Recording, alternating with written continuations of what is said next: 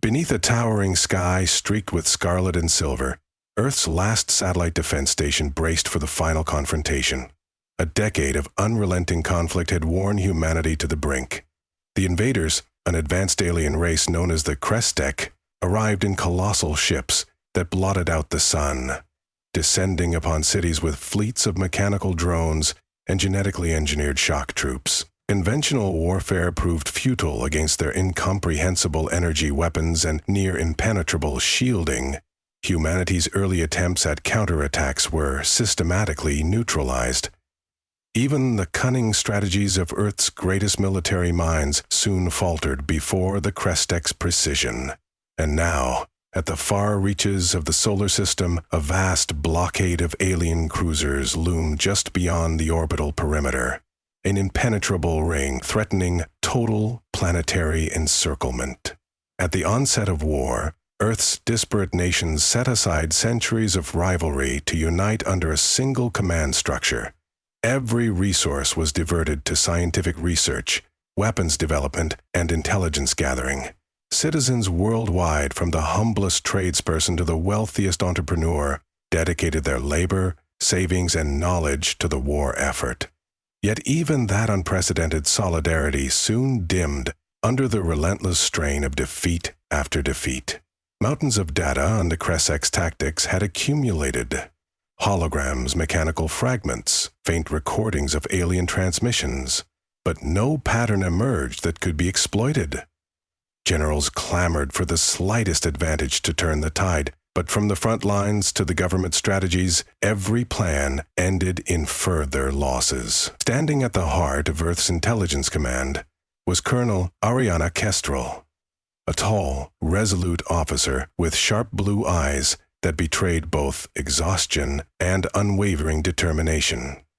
She had overseen dozens of covert missions aimed at capturing or sabotaging alien communication nodes. Each wave of operatives returned with the same report. The Crestek used an unbreakable cipher. They broadcast commands and exchanged data in a complex matrix of glyphs and fractal patterns that confounded every cryptographic system humanity had. Even Earth's quantum supercomputers were helpless against the code. One by one, these missions failed to unlock any meaningful knowledge. Frustration pervaded the ranks, and Ariana herself felt the mounting pressure crush her spirits nightly. If someone couldn't break the cipher soon, Earth might never stand a chance. Hope arrived in an unexpected form. A timid mathematician named Thomas Hansley sent a peculiar message to Ariana's desk. In it, he claimed he had observed anomalies in how the Crestek transmissions interacted with the cosmic radiation belt around Saturn.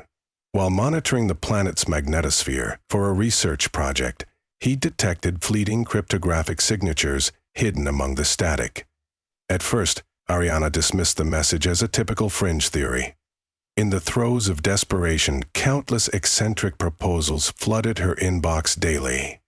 Yet there was a humble sincerity to Tomas's words that stood out. Furthermore, he had included pages of data logs and annotated waveforms, each with rigorous references to recognized cryptographic principles. Intrigued, Ariana requested a private briefing with him. She found Tomas operating from a cramped lab that was little more than an unused supply closet at the outskirts of the intelligence compound. He was a lean, bespectacled man with rumpled hair and a near-perpetual frown. Stuttering slightly under Ariana's scrutiny, he described how the Crestek signals seemed to distort in patterns that mirrored certain wave-particle interactions.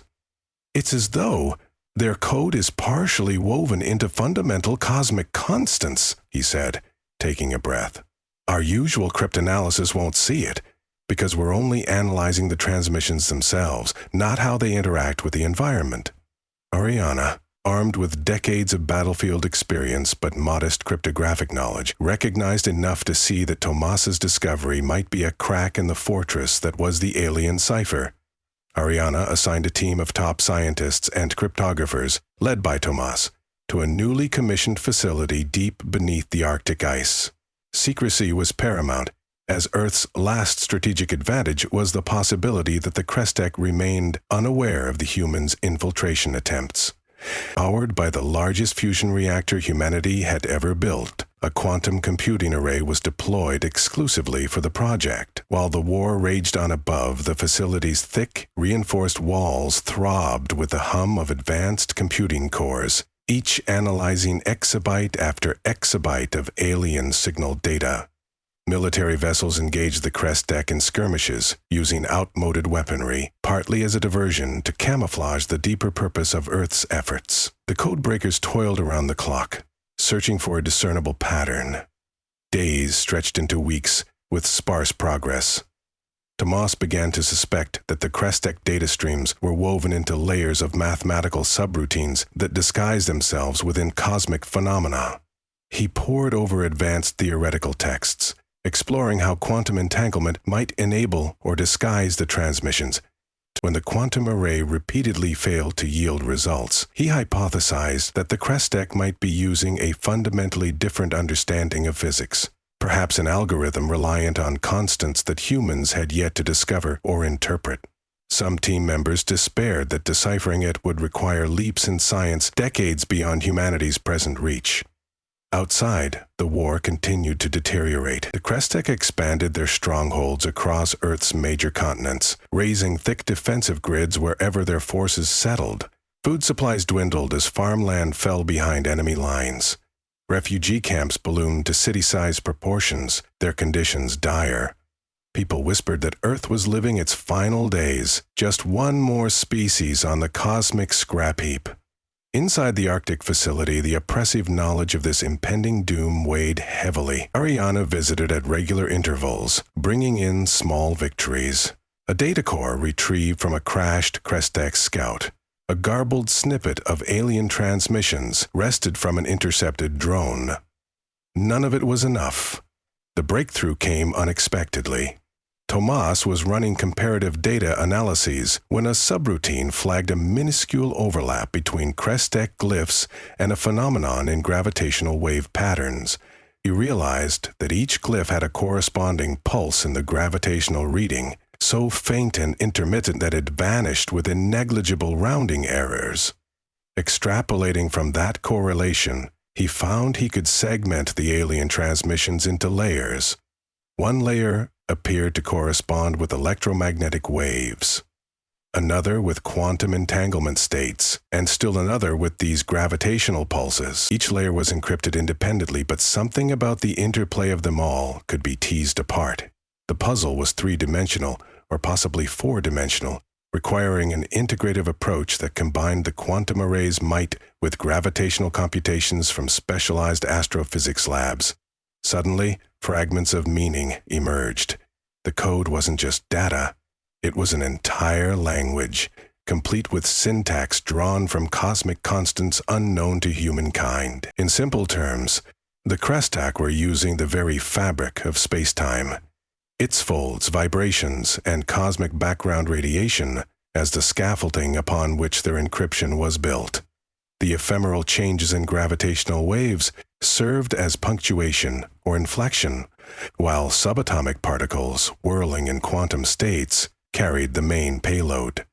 For the first time, Tomas and his team started to parse words, or at least the alien equivalent. Their cautious excitement threatened to boil over. They traded quick glances as line by line the code unraveled. It was a puzzle unlike any Earth had ever faced. Fascinatingly, each deciphered snippet painted a clearer picture of Krestec's strategy. They relied on stealth infiltration, rarely risking major casualties or resources unless assured of minimal resistance. The transmissions revealed outposts built to gather raw materials, the forging of advanced weaponry, and hidden bases established for genetic experimentation on Earth's flora and fauna. More importantly, Tomas found allusions to a massive mobilization.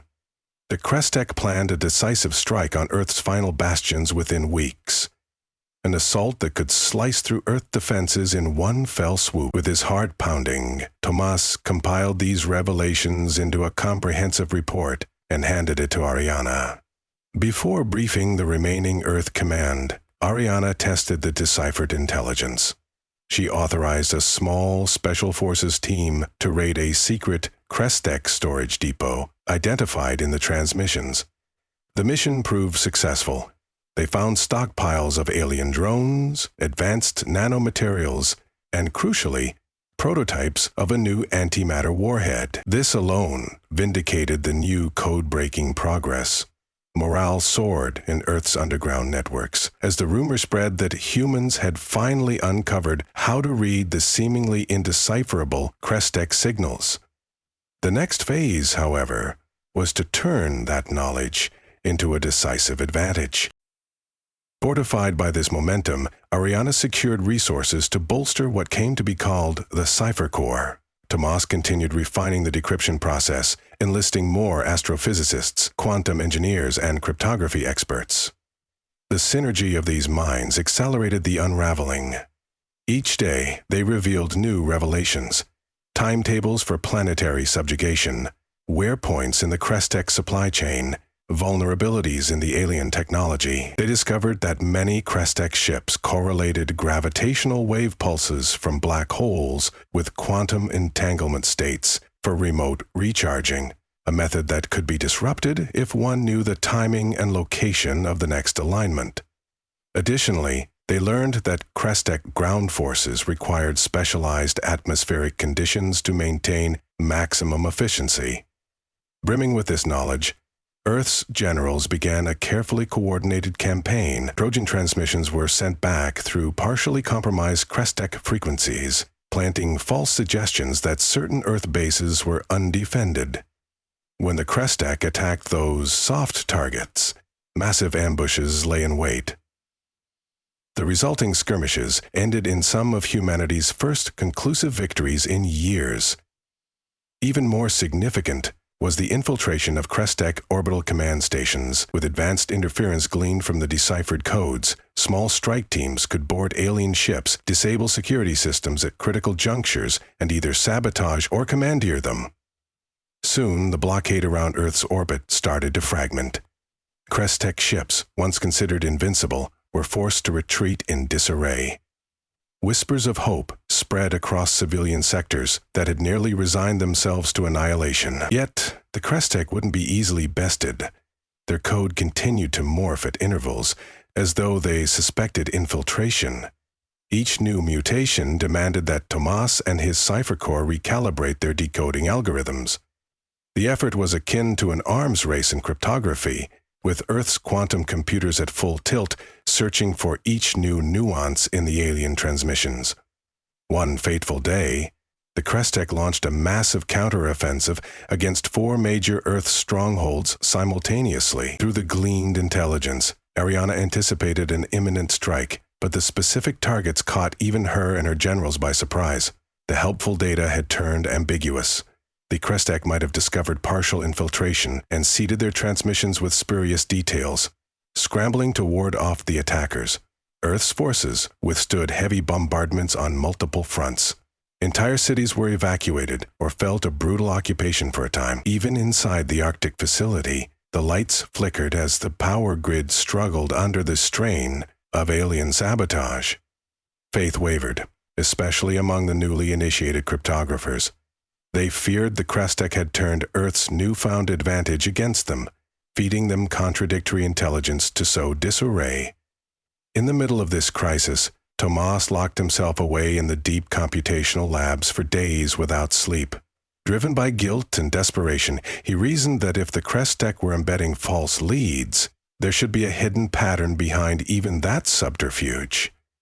Perhaps, he hypothesized, there was a deeper signal beneath the signal, some overarching method by which the aliens updated their encryption in real time.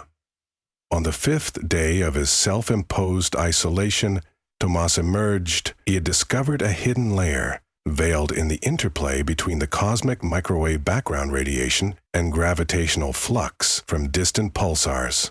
By charting these pulsars and their rhythmic pulses, he concluded the Crestek had a metakey underpinning each iteration of their cipher. This metakey was universal and updated on a constant cosmic cycle the Crestek had covertly manipulated. If Earth could hijack that cycle, override it with a stronger gravitational wave injection of their own design, they could effectively lock the Crestek out of their own updates. They would cut off the aliens' ability to mutate their encryption seamlessly. At last, humanity could force the war onto a favorable battlefield, one where the Crestek's coordination broke down. In a bold endeavor that combined Ariana's strategic genius, the general's bravado, and Tomas's cryptographic insight, Earth prepared a plan. They would use a specialized device, codenamed the Grav Key Interceptor, launched aboard a heavily shielded rocket from what remained of Earth's largest spaceport in Australia. This device, designed in secrecy by the brightest astrophysicists, would generate a massive, localized gravitational wave that rippled through the solar system, interfering with the natural pulsar signals upon which the Crestek based their metakey updates. If successful, the Crestek's communications would become scrambled, their cipher rendered static, open to infiltration at scale. The launch was a high-stakes mission, and the Crestek quickly detected unusual energy readings, dispatching swarms of drones and frigates to intercept. As the rocket ascended, arcs of alien plasma tore the clouds apart in their attempt to bring it down. Earth's defenders scrambled to create a corridor, sacrificing entire wings of fighter craft to shield the Gravkey. Each explosive impact rattled the atmosphere, yet somehow the battered rocket reached orbit, sputtering past charred alien battleships. The device was deployed above the planet's outer magnetosphere, precisely positioned with the help of the deciphered instructions. Energized by the fusion reactors on board the rocket, the Gravkey interceptor kicked in. An intense gravitational ripple radiated outward, temporarily disrupting the fabric of local space-time. Pulsar signals, once crisp and orderly, became garbled. The Crestek fleets quivered as their real-time command infrastructure hiccuped. Shouting in wonder, Earth's cryptographers watched the alien code freeze in mid-second, locked into a single iteration that the quantum computers were already designed to decode. Within minutes, every Crestek station, ship, and advanced drone using that data stream was forced onto a fallback protocol. Moreover, the humans could now read those fallback protocol transmissions with far greater clarity. It was as though a locked fortress had its gates flung wide open. Seizing this opening, Ariana mobilized humanity's largest coordinated offensive since the war began. Fleets of retrofitted warships, armed with railguns and newly designed disruption beams, accelerated toward the alien blockade. On the ground, infantry and mechanized battalions advanced on strategic Crestek fortifications. With the alien encryption locked in an older state, Earth could jam or misdirect Crestek communications. Some Crestek units received erroneous calls for retreat, leaving pockets of alien infantry isolated and vulnerable. Others received contradictory orders to hold ground in already compromised positions. Panic spread among the invaders. Their famed discipline faltered as, one by one, forward operating bases fell to hammer and anvil tactics organized by reading the Crestek's own transmissions. Legends were born in those tumultuous hours. Soldiers who, days earlier, resigned themselves to hopeless battles now fought in triumph, liberated from the looming shadow of defeat. Warplanes, once prone to easy detection and interception, soared on cunning flight paths provided by decrypted alien chatter, delivering precise strikes. Orbital cruisers, no longer unified, became easy targets for Earth's agile assault carriers, and behind every tactical victory stood the codebreakers, deciphering enemy transmissions in real time, turning Crestek signals into the map of their own downfall. In a final, desperate gesture, the remains of the alien leadership attempted to regroup near the lunar colony they had partially established. Hoping to mount a last stand, they consolidated their fleets. But the humans knew exactly when and where each ship would gather. Armed with sabotage codes that forced Crestek security systems to open docking bays, Earth's infiltration teams slipped onto enemy flagships. A wave of electromagnetic pulses, set off from within the aliens' hulls, left entire flotillas adrift. Moments later, Earth's cruisers arrived in coordinated strikes, capturing or destroying key Crestek vessels. It was the largest victory of the war to date, and it effectively shattered Crestek Command cohesion. For the first time in 10 years, the planet exhaled. Around the world, tears of relief fell as people emerged from bunkers or found that the night sky, once choked with the silhouette of enemy warships, had begun to clear. The unstoppable Legion had been halted, and the greatest weapon Earth used was neither a doomsday bomb nor a secret supercannon, but the quiet, meticulous work of cryptographers and scientists. The code, the unbreakable Cipher, had finally been laid bare. Small pockets of Crestek resistance continued for some months, yet with the advantage of comprehending and combating their transmissions, humanity could systematically dismantle the alien strongholds. Gradually, collaboration among Earth's nations evolved into a formal alliance that focused on rebuilding ruined cities and fortifying planetary defenses. Ariana, once suspicious of any promise of victory, found a semblance of peace as she oversaw these reconstruction efforts. She honored the fallen and commended every individual who had made the code mission possible. In an unremarkable corner of the rebuilt intelligence compound, Thomas Hensley resumed his research with a quiet, reflective demeanor. Despite the war's end, the work continued. He and his colleagues analyzed the newly captured alien archives to glean more about the Crestek's broader civilization, its history, its ultimate goals, and the technology it had harnessed so masterfully. There were more ciphers to decode, more cosmic mysteries to fathom, and perhaps an entire galaxy beyond that might yet threaten Earth or become an ally, depending on what was revealed. Late at night, Thomas often wandered the halls of the facility, haunted by the memories of countless lives lost. Yet beneath the weight of that sorrow lay a humble pride that knowledge, persistence, and a willingness to see beyond the obvious had turned the tide of war. In decoding the Crestek's message, humanity had found its voice, asserting that not all was lost. The final resonant truth was that even the mightiest invaders could be outsmarted, so long as people believed in the power of their own ingenuity and refused to let fear extinguish their curiosity. In the years that followed, the story of the codebreakers became the stuff of legend. School children learned that intelligence had, in the end, triumphed where brute force had not. Memorials arose across cities bearing the names of those who gave their lives during critical battles, legends and ordinary people alike. Newly forged treaties among the nations held firm, underpinned by the lessons of solidarity taught by the war. The planet began to heal. Still, the cosmic horizon beckoned. The Crestek had come not as solitary raiders, but as part of a complex network of forces rumored to control entire sectors of the galaxy. Humanity had uncovered enough knowledge to begin forging a path out beyond Earth's cradle to the stars, a chance to create alliances or fend off further incursions.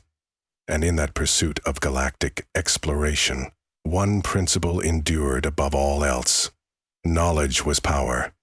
Decoding an enemy's secrets was more potent than any weapon humankind could build, and a united human race, armed with that truth, was ready for whatever waited in the infinity of space.